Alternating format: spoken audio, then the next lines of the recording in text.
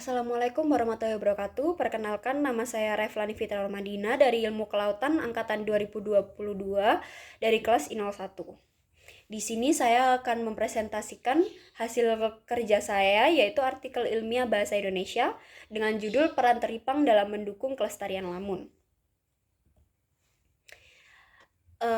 Pertama-tama saya akan menjelaskan apa itu artikel ilmiah. Jadi artikel ilmiah merupakan sebuah karangan faktual atau non-fiksi tentang suatu permasalahan yang dimuat di jurnal, majalah, ataupun buletin dengan tujuan untuk menyampaikan gagasan dan fakta guna untuk meyakinkan, mendidik, dan menawarkan solusi dari suatu permasalahan. Kemudian untuk struktur artikel ilmiah sendiri ada 9, yaitu yang pertama judul, yang kedua baris kepemilikan, yang ketiga abstrak, yang keempat pendahuluan, yang kelima tinjauan pustaka, selanjutnya metode penelitian, lalu hasil dan pembahasan, lalu yang kedelapan adalah penutup, dan yang terakhir adalah daftar pustaka. Baik, lalu kita akan memilah setiap struktur itu sendiri.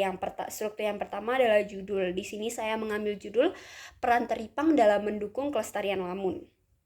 Lalu di bawahnya adalah baris kepemilikan. Di sini ada 3 baris. Baris pertama berisikan nama, baris kedua berisikan asal identitas kita, yaitu program studi, fakultas, dan universitas. Lalu baris yang ketiga atau baris terakhir itu berisi email. Lalu struktur yang selanjutnya adalah abstrak. Di sini abstrak berisi tujuan, lalu metode atau rancangan penelitian, lalu berisi hasil analisis dan interpretasi atau kesimpulan. Di sini saya mengambil 3 kata kunci, yaitu lamun, teripang, dan peran ekosistem. Selanjutnya kita masuk ke pendahuluan. Di sini pendahuluan dibagi menjadi 4. Namun karena ini adalah artikel ilmiah, maka di sini tidak kita tuliskan subbab dalam bentuk poin-poin, namun dalam bentuk paragraf-paragraf. Nah, 3 paragraf pertama berisi latar belakang. Latar belakang ini berisi hal-hal yang melandasi judul-judul kita. Jadi karena saya mengambil judul tentang lamun dan teripang, maka di sini saya menjelaskan tentang pengertian lamun, pengertian teripang, manfaat lamun dan manfaat teripang. Lalu juga berisi hubungan antar kedua variabel, yaitu hubungan antar lamun dan hubungan antar lamun dan hubungan antar teripang. Selanjutnya di paragraf selanjutnya yaitu berisi rumusan masalah dan tujuan. Di sini rumusan masalah dan tujuan dirangkum menjadi 1 paragraf. Yang pertama adalah rumusan masalah. Di sini saya mengambil 2 rumusan masalah, yaitu bagaimana peran teripang dalam menjaga keberlangsungan hidup lamun, dan yang kedua adalah bagaimana peran lamun dalam menjaga keberlangsungan ekosistem laut. Lalu di akhir kalimat berisi tujuan, yaitu memberikan pemahaman tentang pentingnya menjaga keberlangsungan hidup lamun dan ekosistem laut. Selanjutnya untuk paragraf terakhir berisi manfaat. Di sini manfaat dibagi menjadi 2, yaitu manfaat praktis dan manfaat teoritis. Manfaat praktis adalah untuk siapa artikel ini bermanfaat, seperti itu.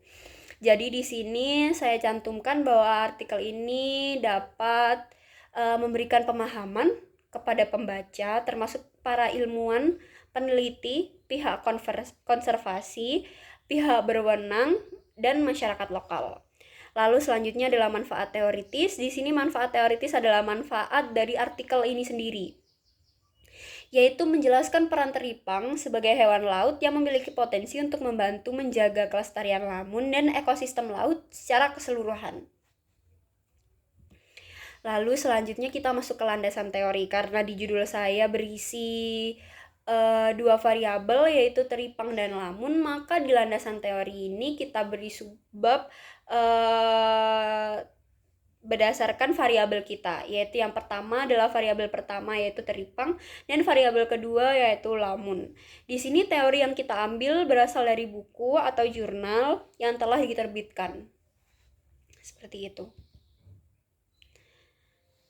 Selanjutnya adalah metode penelitian.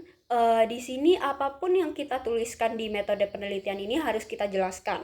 Seperti di sini saya yang pertama-tama yaitu menyebutkan tentang metode, maka saya harus menjelaskan apa itu metode. Lalu saya juga harus menjelaskan tentang penelitian. Dan karena di sini ada metode dan penelitian, maka juga saya harus menjelaskan tentang metode penelitian itu apa. Lalu di sini saya menggunakan metode penelitian deskriptif kualitatif dengan model library research.